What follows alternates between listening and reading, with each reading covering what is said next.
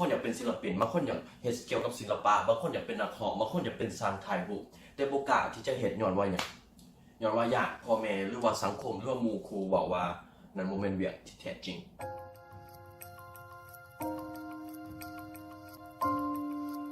พระเจ้าย่านข้าพเจ้ากังวลโดยเฉพาะช่วงเวลาเดือน6เดือน7นี้เป็นช่วงเวลาที่วัยหนุ่มหรือว่านักศึกษาในการจบมหาลัยจบม.ปลายหรือจบม.ต้นเป็นช่วงเวลาที่หลายคนต้องเปลี่ยนจากการศึกษามาเปลี่ยนจากมาเป็นการเฮ็ดเวียกหลายคนบ่ฮู้ว่าตัวเองต้องเฮ็ดหยังหลายคนบ่ฮู้ว่าตัวเองสิเฮ็ดเวียกหยังหรือว่ามักเฮ็ดหยังเกี่ยวกับชีวิตหลายคนคือว่าหลังจากการเรียนแล้ววันนี้แหละเป็นชีวิตที่แท้จริง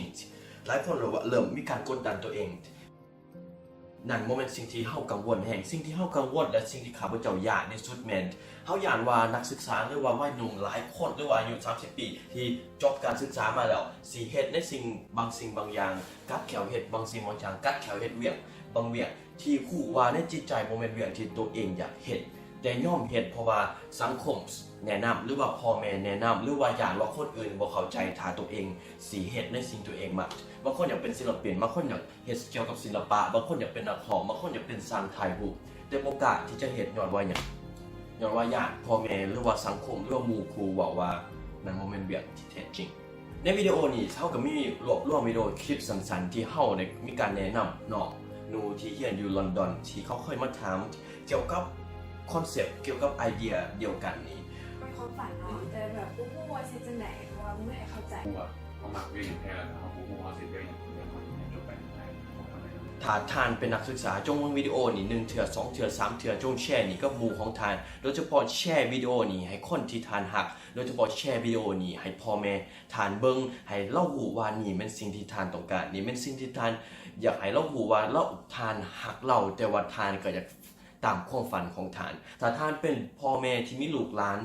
จงเบิ่งวิดีโอนี้แล้วแชร์วิดีโอนี้ให้ลูกหลานของทานเบิ่งเพื่อบอกให้เรารู้สึกว่าทานฮักเราและถ้าทาน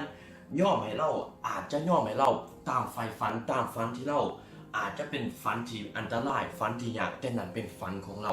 แทนที่จะบีบกันให้เราเฮ็ดบางสิ่งบางอย่างที่ตัวเองคิดว่ามันดีต่อชีวิตมีชีวิตเดียวเป็นความฝันเนาะแต่แบบกูพูดว่าเซนจังไหนเพราะว่าไม่ให้เข้าใจคนอื่นคิดว่ามันเป็นเรื่องไร้สาระอย่างสินะความฝันของใครของน้องแซ่บความฝันของน้องสิไปว่าให้คนอื่นเข้าใจมันเป็นไปบ่ได้ความฝันของน้องอยู่ในหัวของน้องความฝันของน้องเป็นอนาคตที่น้องคิดขึ้นมาน้องจะคือให้พ่อแม่โดยเฉพาะพ่อแม่หรือว่าคนที่เขาหักจะให้เขาเห็นในสิ่งเดียวในอนาคตที่เขาเห็นของอนาคตตัวเองบ่ได้ความฝันเป็นสิ่งที่แต่ละคนที่แตกต่างกันเราจะไม่หวังว่าให้คนอื่นให้พ่อแม่ว่าเข้าใจบางครั้งน้องเขาบอกตรงๆเลยน้องเคยพยายามอธิบายความฝันให้พ่อแม่ฟังเคยหลายเชื่อแต่ว่าเขาเจ้าคือว่าสิ่งที่เขาเจ้าปล่อยเราเองถึงที่สุดแล้วนั่นเป็นสิ่งที่หลายคนเองว่าตรงๆสมัยชงยังหน่อยก่อนสมัยเห็นเรื่องพวกนี้พ่อแม่เขาก็บ่เข้าใจแต่น้องต้องเข้าใจก่อนเลยพ่อแม่บ่เข้าใจหรือว่าพ่อแม่บ่ได้สนับสนุนบ่ได้หมายความว่าเขาบ่ฮักเขาหักเขาแห้งแล้วเขาอยากว่าถ้าเขาเห็นบางสิ่งบางอย่างที่เขาบ่เข้าใจหรือว่าเห็นบางสิ่งบางอย่างที่เขาบ่เคยเห็นคนอื่นเห็นเขาอยากว่าเขาสิล้มเหลววันที่สติงสมมุติถ้าน้องล้มเหลวถ้าล้มเหลวมันเป็นความล้มเหลวของเรามันเป็นเรื่องนึงที่เขาอยากบอกอยากฝากกับพ่อแม่ทุกคนถ้ามีหวังมีเวลาว่าบ่คนนึงได้บอกกับพ่อแม่ทุกคนแม่ความสำเร็จของลูกความล้มเหลวของลูกแม่ของลูกอย่าเอาคำว่าหน้าของตัวเองมาเปรียบเสมือนว่าลูกสิดีหรือบ่ดีลูกสิเก่งหรือบ่เก่งเอามาเป็นส่วนหนึ่งของหน้าตัวเองพอเวลาเนี่ยมันแม่นอยู่บอกว่าลูกข่อยเก่งก็รู้สึกดีลูกข่อยบ่เก่งรู้สึกบ่ดีแต่ว่ามันหลายครั้งหลายคราวพ่อแม่เขาสังเกตได้แม่นสิมาบีบลูกตัวเองให้เฮ็ดบางสิ่งบางอย่างเพื่ออยากให้ตัวเองมีดาดีขึ้นนั่นเป็นความคิดที่เจ้าฮักลูกอีหลีบ่หรือเจ้าฮักตัวเองหลายกว่านั้นมันนี้เขาเรียกว่าการใส่ความฮักมาเป็นข้ออ้างในการเฮ็ดในการอยากให้ลูกเฮ็ดบางสิ่งบางอย่างที่ตัวเองคิดว่าถูกแต่เฮาก็บ่แม่นว่าบอกพ่อแม่เพิ่นเฮาทุกคนต้องมักพ่อแม่เข้าว่าย่านเสียหน้าย้อนว่าย่านลูกว่าตัวเองลูกบ่เก่งหรือว่าลูกบ่ประสบความสำเร็จเข้าว่าย่านเสียหน้านี่นะเสียหน้านี่เสียให้เสียดายชีวิตเดียวที่เจ้ามีหรือบางครั้งจะอาจจะบีบกันลูกหลายจนให้เสียดายเข้าว่าเสียหน้าเจ้านี่สิเฮ็ดให้ลูกเจ้าเสียดายหรือว่าเสียชีวิตที่ลูกเจ้ามีชีวิตเดียวสมมุติหน่อยอยากเห็นอย่างความฝันอยากแบบเฮ็ดเกี่ยวกับเทเตอร์หรือว่ามีเดีย โอเค so สิ่งไหนที่น้องควรเฮ็ดไปหาอ่านหนังสือไปหาคนที่เฮ็ดเตียเตอร์ไปนำกับเขาไปเฮ็ดเวียกนำเขาไปเรียนรู้นำเขาในเวลาเดียวกันพยายามเฮ็ดในสิ่งที่พ่อแม่เขาอยากเฮ็ดแบบมันต้องเป็นความบาลานซ์เป็นความมันต้องมีเบิกซ้ายเบิกขวามันต้องเฮ็ดให้พ่อแม่มีความสุขนำเพราะว่าเป็นอย่างพ่อแม่เป็นเลี้ยงเขามาแต่เขายังน้อยแม่ต้องถือผ้าเขามา9 เดือนอยู่ในท้องเพิ่นเลี้ยงเขามาถึงปีผ้าเขากินผ้าเขาอย่างเพิ่นหาเงินทุกอย่างเพื่อเขาเองก็ต้องให้เพิ่นบางสิ่งเมื่อไปหาปี10 ปีให้เวลาเพิ่นเลยมีเคล็ดลับหนึ่งอยากบอกคำนองว่าเป็นยังไงถึงตื่นสายเพราะว่าหลังจาก8 โมงต้องมีเรียนกับพ่อแม่เมื่อทุกเช้าทุกครั้งที่เมื่อลาทุกครั้งที่บ่ได้เรียนอยู่ต่างประเทศเมื่อลาสิตื่น5 โมงหรือ4 โมงเพราะว่า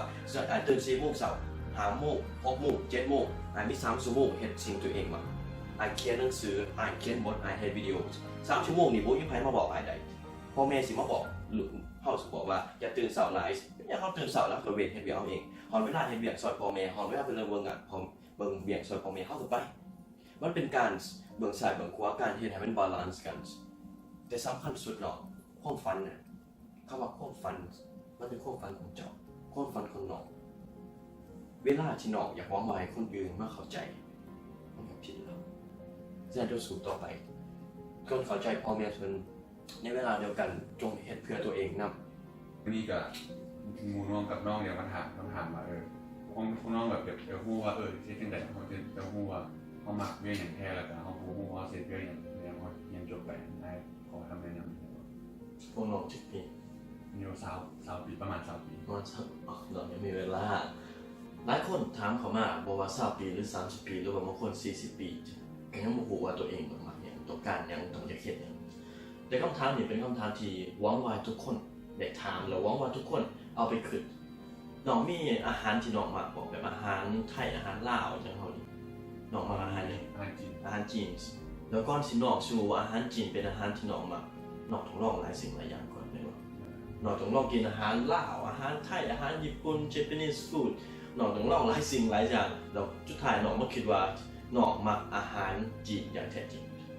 มันสิ่งเดียวกันกับชีวิตสิ่งเดียวกันกับเวียงที่เฮาเฮ็ดในชีวิตเฮาสิฮู้จังได๋ว่าเฮามักหยังถ้าเฮาบ่ลองหลายสิ่งหลายอย่างก่อน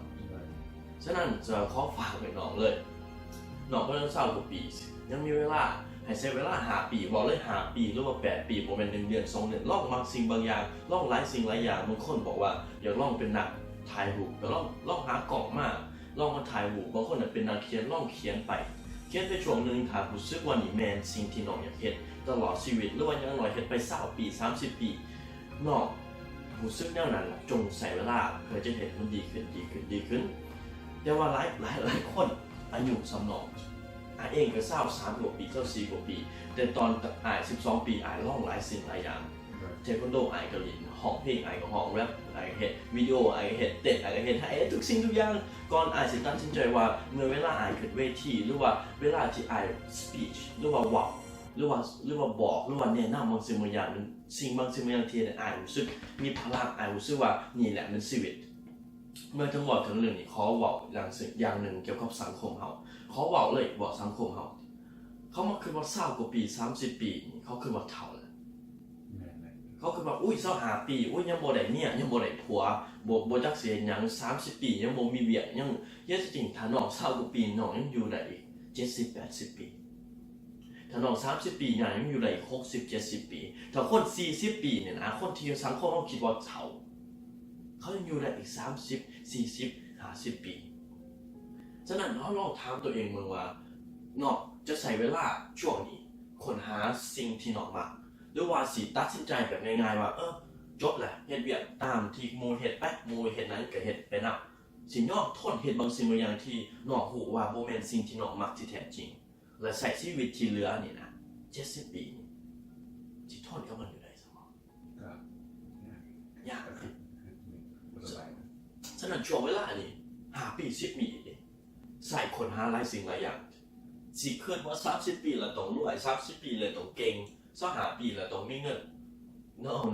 นั่นเป็นความคิดที่สังคมโซเชียลมีเดียย้อนว่ามีเจ้าของ Facebook มาร์คซักเบิร์กรวยตอน20 กว่าปีมีผู้นั้นรวยตอน20 กว่าปีในโลกใบนี้มันมีจักหลากหลายล้านคนที่ประสบความสำเร็จในช่วงเวลานั้นมีน้อยเดียวมีบ่10 คน20 คนแต่ว่าคนที่มีความสุขในสิ่งที่เขาเฮ็ด อย่างแท้จริงเขาต้องใส่เวลาหาเวลาคิดเวลาฝึกเวลาเห็นหลายสิ่งหลายอย่างก่อนเขาจะรู้ว่านี่มันสิ่งที่เขาหมักอย่างแท้จริงฉะนั้นผมขอฝากกับน้องไป2 คนเลยคำถามที่น้องทำมาดีแหละยินดีนะการที่น้องเริ่มตั้งคำถามเป็นก้าวทุกยิดที่จะหาคำตอบฉะนั้นจงใช้เวลาที่มีคนหาหลายสิ่งหลายอย่างแล้วชื่อคำนี้ของอายไหมจงหาบางสิ่งบางอย่างที่น้องที่จะยอมเห็นอีก60-70 ปีอย่าเห็นบางสิ่งบางอย่างอย่างว่าสังคมหรือว่าคนออกตัวบอกว่านี่เป็นสิ่งที่ท่านควรเห็นท่านสามารถลองเห็นได้น้องสามารถลองเห็นได้แต่อย่าทนจนถึง60-70-80 ปีแล้วขึ้นก็มาขึ้นมันบอกว่าอย่างไรเท่านี้โอเคเข้าใจแล้วถ้าท่านลงวิดีโอนี้แล้วถ้าท่านย่อมหาว่าท่าน